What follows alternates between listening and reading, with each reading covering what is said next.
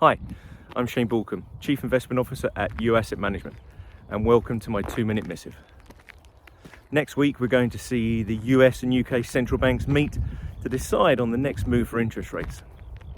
In the US, the Federal Reserve has to contend with understanding the fallout from the banking sector turmoil they had in March, and whether that's tightened economic conditions to an extent where they don't have to raise rates any further.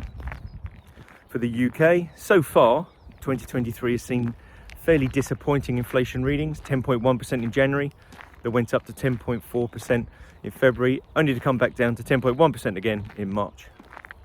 However, there's a few tailwinds for the Bank of England, most notably the price energy cap last April rose from 1,200 to 2,500, and that 200% increase currently sits in the CPI, the inflation readings. That's going to fall out in this current April's reading, and that will bring inflation down to single digits.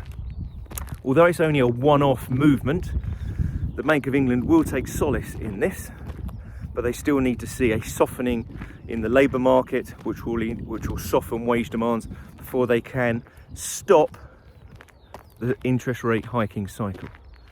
So we believe that both the Federal Reserve and the Bank of England could raise rates by 0.25% next week. However, that could be the peak that we see in the interest rate rising cycle. So we expect a pause going forward. June's meeting is going to be significant. That will be the next meeting where the Federal Reserve will give us their projections for where the committee sees interest rates going forward for the remainder of the year and going forward.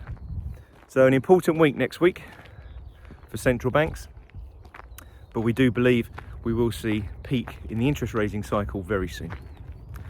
These views are my own, and before you make any investment decisions, please see your financial advisor. Thank you.